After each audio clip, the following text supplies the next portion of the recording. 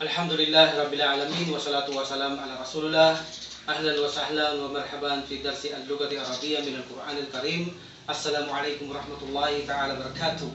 So dadako tayo sa ating Ad-Darsul Rabi' lesson 4. Pero bago tayo dumako sa lesson 4 kung saan ang lesson 4 na ito ay pupunta tayo o dadako tayo sa second khabar. So buksan ninyo ang inyong mga books sa page 21 tayo. Ad-Darsul Rabi' lesson 4. No? Pero bago ko puntahan yan, gusto kong malaman ninyo ang mga damirun munfasilun dahil makakarating na rin tayo dito. Inshallah. Damirun munfasilun, it means na ito'y pronouns, panghalip. Damirun is singular, damairun is the plural. So pronoun, panghalip. Ibig sabihin,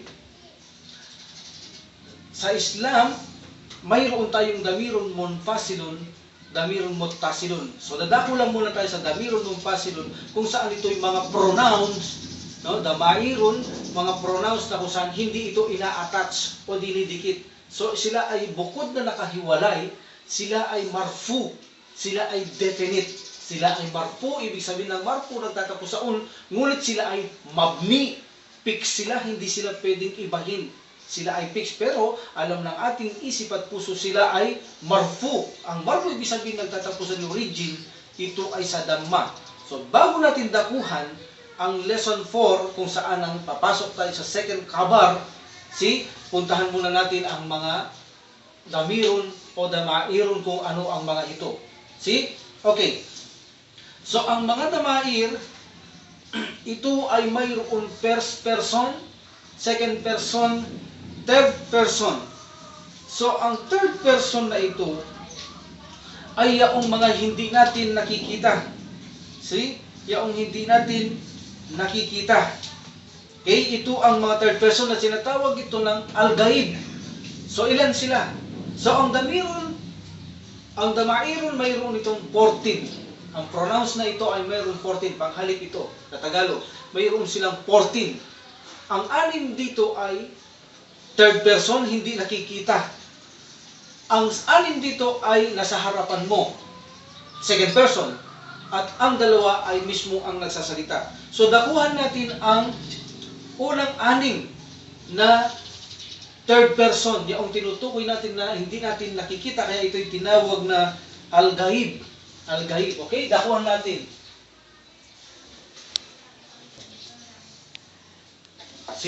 Ito ay mayroon masculine, feminine. Gaya na sinabi natin, ang Arabic mayroon feminine, masculine words. So, hunain natin ang lalaki. Huwa. Huwa. Ibig sabihin ng huwa, siya. Ang feminine ay hiya. Hiya. Siya rin. Pero ito'y ginagamit sa feminine. Ito ay masculine, panlalaki, pambabae, pero parehong kahulugan nila. Siya. So, tandaan din natin, ang Arabic grammar o ang Arabic language, hindi ito dalawa ang plural. Di ba pagdating sa English, kapag ito'y dalawa, ito ay plural na. Sa Arabic, no. Mayroon singular, dual. Bago mag-plural, kailangan tatlo. So, mayroong dual. Ang dual ng lalaki ay huma. Huma. At ang babae ay huma. So, parehas lamang sila. Ibig sabihin, dalawang lalaki, dalawang babae, parehas lamang sila. At ang plural nila ay hum. At ang babae ay hunna. Hunna. Huma. Hiya. Hunna. Hum. Huma. So parehas ang center nila, ang huma, dalawang babae at dalawang lalaki. Ang singular ng huwa, siya, ang babae ay hiya, ang lalaki ay huwa. Pero ladan ninyo, marfu lahat ito, definite at mabni, hindi maaaring palitan na maging huwi, huwa. Sila'y nananatili lang sa kanilang mga kalagayang ganyan. Bagamat sa isip natin, maaari silang, ito ay mga definite, tandaan natin, no? So bagat sa isip natin, alam natin na ito ay mga marfu at definite. So ang plural ng lalaki, kapag ginagamit nyo ay hum. Like for example, they are the student, hum tullabun. Hum tullabun. So, ang babae naman, hum talibatun. Talibatun, okay? So, ang babae ay hunna ang plural, ang lalaki ay hum. Ito ay third person. Third person. Ibig sabihin, ay maaari hindi nyo siya nakikita o napakalayo niya. Siya. So, maaari sabihin nyo, hindi nyo nakikita. Siya. Silang dalawa. O silang lahat. See? Ang second person ay ang tinatawag naman na mukhatab. Second person, mukhatab. Mukhatab. See, ito ang second person. Mukhatab. Double A. Mukhatab. Second person. Ibig sabihin, ang mga second person, nasa harapan mo ang tinutukoy mo. Like for example, ang lalaki, anta. See? Anta. Ang babae naman ay anti. See? Anti. So pag dalawa ito, antuma. Antuma. See?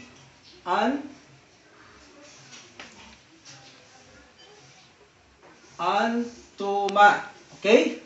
Antuma. So ang babae ay antuma rin. Antuma. See? Antuma. So parehas sila ang babae, kayong dalawa. Ibig sabihin, nasa harapan mo ang second person. Nasa harapan mo sila. See? Anta, ikaw. Anti, babae, ikaw na babae. Antuma, kayong dalawang lalaki, or antuma, kayong dalawang babae. Ibig sabihin, nasa harapan mo lang ang tinutukoy mo. Nasa harapan mo lamang sila. No? Okay. So, ang plural nila ay antum. Antum. Antum at ang babae ay antunna. See? Antunna. Okay? Antunna, kayong mga babae. Antum, kayong mga lalaki. Nasa harapan nyo sila. So, ito ang mga second person. Anta, antuma, antum. Anti, antuma, antunna. See?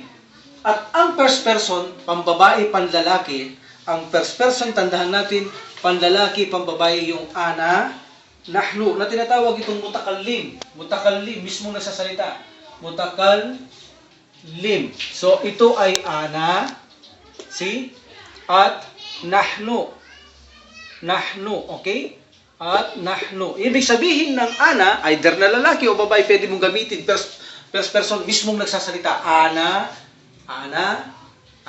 ako, no? Ana mudarrisun.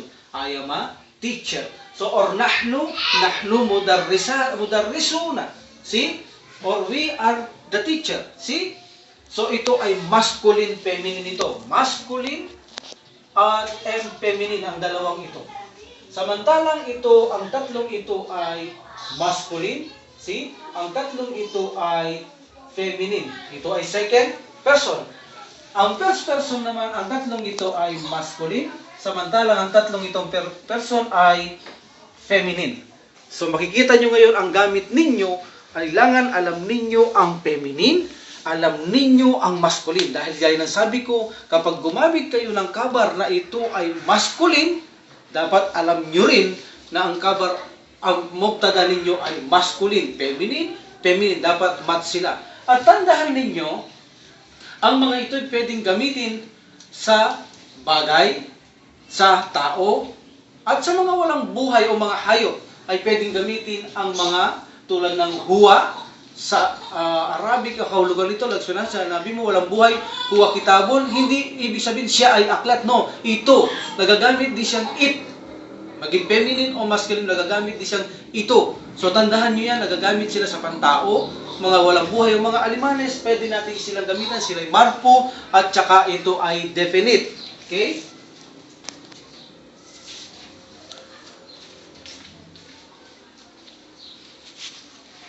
So, upang matandahan ninyo ito, ay bibigyan ko kayo ng kakaunting sing dito. No? Para matandahan ninyo, ugalihin yung ikanta, iawit ito. Okay? Okay. Pag-aralan nyo. Huwa huma hum, iya huma hunna. Repeat. Huwa huma hum, iya huma hunna.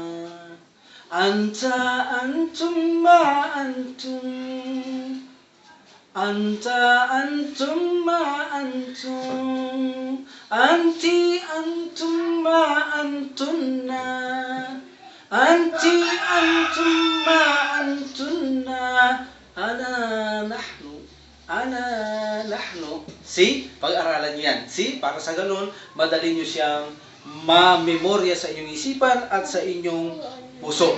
So now dadako tayo sa, alam niyo na sila, dadako tayo ngayon sa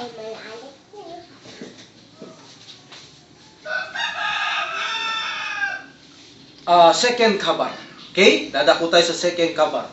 Ang paksa natin, lesson 4. Pero bago ako pumasok sa lesson 5, inshallah, budak-budak pilayhi, napakaganda rin dyan. So sabi ko, ituturo ko sa inyo ang mga ikhlab, ang mga gunna, idar, ikfa, at saka mga idgam, inshallah. Okay? So, kopyahin nyo ito. Kopyahin nyo, okay? Now, dadako tayo sa second kabar. Ang first kabar natin, kapag ito ay one word. Sinabi ko, kapag ito ay one word, it is marfu. Ang origin niya, nagtatapos siya sa dhamma. Indefinite, Pag definite, okay? Ang importante, ang first kabar ay nagtatapos ito sa marfu at ito ang origin niya. Like for example, baitun, indefinite. Indefinite. So, paano natin gagawin itong definite? By adding an. Tatanggalin natin ang isang dhamma. See? Dhamma. Now, kapag sinabi mong hada, baitun, kabar, one word, mubtada kabar, this is a house.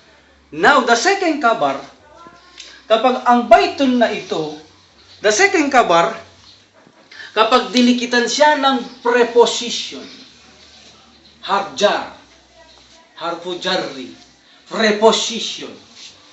Kapag dinikitan ng preposition ang isang noun, ang noun na ito ay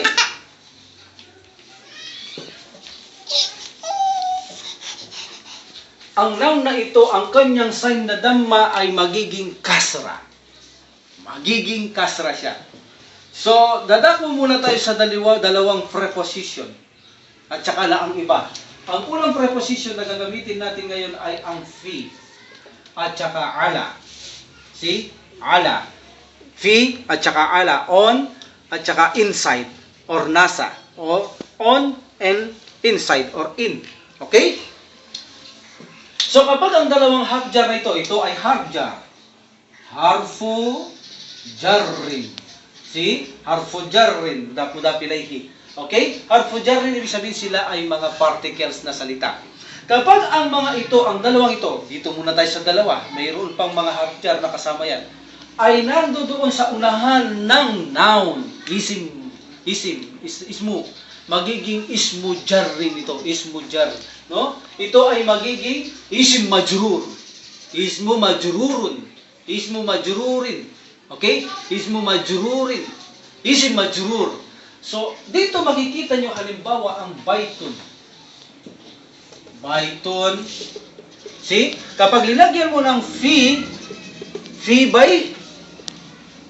baitin. See? Nakita nyo? Ang un ay magagawa silang kasra, kaya tinawag siyang isim majrur. Majrur. Alam natin ang majrur, kasra.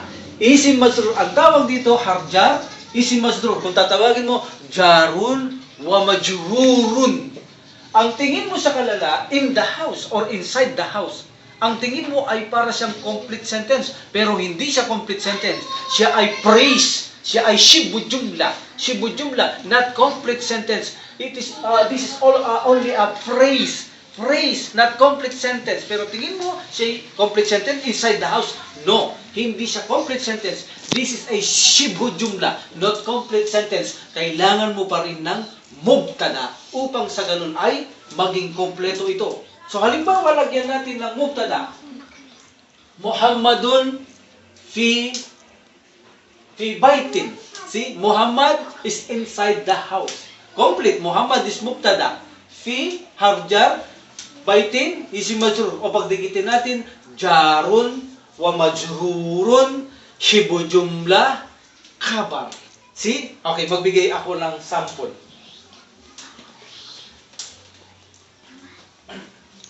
Like for example,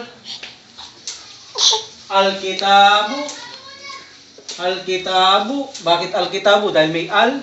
Al-kitabu. Alal. Alal. Makta. Bi. Alal makta. Bi. Al-kitabu alal maktabi. Al-kitabu. Mubtada. Definite. Mubtada. See? Mubtada. So, dito ang ibig sabihin, may mubtada, this sentence is nominal sentence. See? Jumlatul ismiya. So, kailangan natin ng khabar. Where's the khabar? The khabar, kapag ang khabar ay second khabar, ay pinasusundan ang noun ng preposition tulad ng fi or ala, ito ay khabar. So, sa tawagin mo ito ay harjar, ito ay isim majrur, pwede nyo tawagin, jarun, wa majrurun, majrurun, shibhu jumlah. Bakit shibhu jumlah? Not complete sentence. Then, khabar. So, ito ang balita. Anong balita sa aklat? Nandoon siya sa desk, sa writing table. The book is on the writing table. See? So, ito ang second khabar. Kapag ang second khabar ay pinasundan niya ang noun na mayroon itong preposition, ang sign niya doon ay ang sign na fatha ay dhamma ay magiging kasra. Al-kitab, al-maktabu. Bakit? Isa lang. Dahil ito'y definite. Maktabun.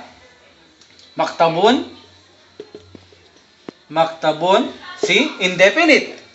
Pag binigyan natin ng al, tanggalin natin ng isang dhamma. So, al-maktabu. Pero pag binigyan natin ng ala, so ang bu ay magiging kasra. Alal maktabi. So, ito ang magiging lecture natin sa Darsu Rabi'u at saka yung mga sinabi nating mga pronouns na kung saan ang mga pronouns na sinabi natin kanina o sinulat natin ang mga pronouns na may damirun munfasilun. Sila'y hindi idinidikit. Mayroong kasing pronoun na yung mga yaon ay idinidikit. So yun ay hindi mga dinidikit, sila ay marfu, sila ay definite, maaari silang maging mubtada, sila ay always marfu, always dhamma sa ating isip at mga puso. Hindi sila kasra, hindi sila patha, always marfu, sila ay always dhamma sa ating isip at puso, hindi sa ating paningin dahil hindi sila pwedeng palitan, sila ay mga mabni, wa, huma, hum, fix, hindi sila pwedeng palitan, hiya, huma, hunna, then anta, antuma, antum, anti, antuma, antunna, ana, nahnu. Another thing. Huwa, huma, hum, iya, huma, hunna.